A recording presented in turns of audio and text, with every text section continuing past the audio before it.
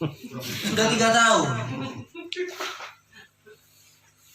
Jadi kita tidak bisa menolak itu, tidak bisa juga. Yang penting kan pengurus BUMDesnya mau belajar. Untuk tadi Ari jelaskan itu berkaitan dengan sembako, itu mending diidentifikasi. Kita harus punya data berapa kebutuhan beras. Kalau butuh berasnya sekian, ya kita minimal dapat dari mana untuk memenuhi kebutuhan itu. Jangan memenuhi kebutuhan semua masyarakat, tidak bisa. Beras dulu fokus. Ketika beras terpenuhi, baru di bulan berikutnya atau 6 bulan berikutnya baru nambah ke minyak. Bertahap. Copot terpasang lagi. Dicopot pasang lagi. Itu administrasi yang katanya Lia itu memang kalau tahapan rasionalnya itu sebelum mendirikan BUMDes itu harus ada pokja dulu, mengidentifikasi tadi itu, butuh data. Berapa kebutuhan masyarakat, dapat barangnya dari mana, siapa pembelinya, sebulan minimal habis berapa. Setelah itu terbentuk, baru kita mustes terkait dengan membentukan pengurus BUMDes. Tapi kebanyakan desa itu pengurus BUMDes dulu dibentuk, baru mengidentifikasi data. Tidak ada masalah sebenarnya. Itu sudah terjadi di banyak desa. Tapi yang penting adalah pengurus BUMDesnya semangat, punya jiwa usaha. Kalau ada pengurus BUMDes mengeluh terus ya, ketika itu dikasih uang juga tetap mengeluh, tidak bisa, emang pikirannya. Pernyataan modal, ya bu, Ini butuh pernyataan modal sekian. Saya tanya, kalau sampean dikasih uang itu berapa, kapan BEP-nya?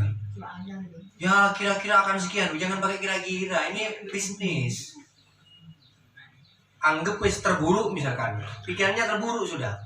3 tahun BEP, mau banyak orang mau. Dan definisi BUMDes juga berubah sekarang.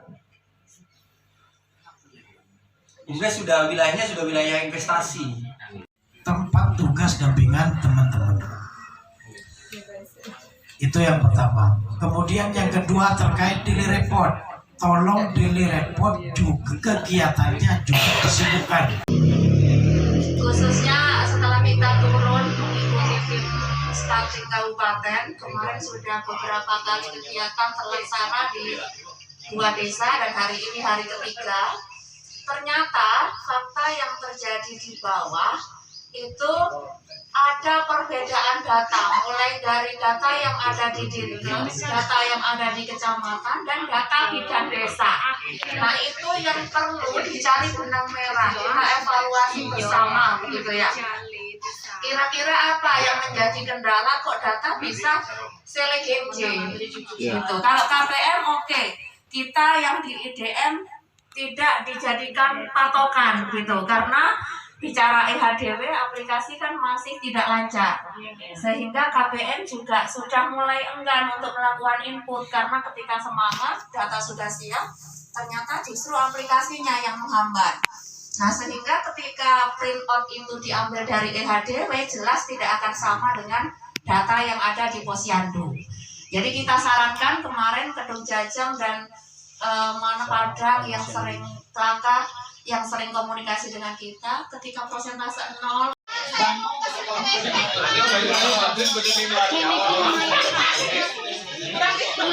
Penganggur ya, ini perlu diingat kembali. Pengangguran, perempuan kepala keluarga, anggota keluarga miskin, serta anggota masyarakat marginal lain. Bagaimana dengan Permendagri nomor 114? Tahapannya mereka harus lihat channel saya ya. Penyusunan perencanaan pembangunan desa melalui BUMDes.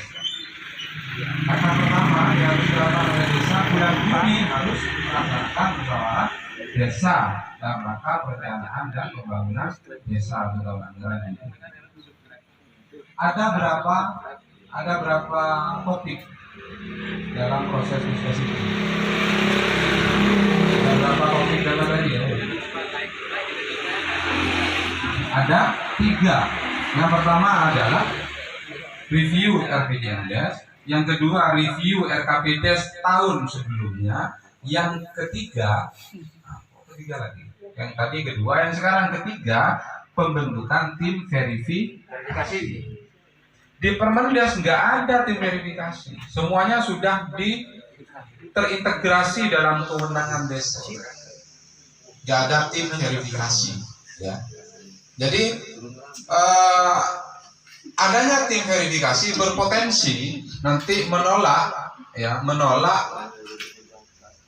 apa yang menjadi kebutuhan desa, berpotensi. Kenapa? Karena tim verifikasi itu memiliki kewenangan mutlak untuk menyetujui dan tidak terhadap rancangan RK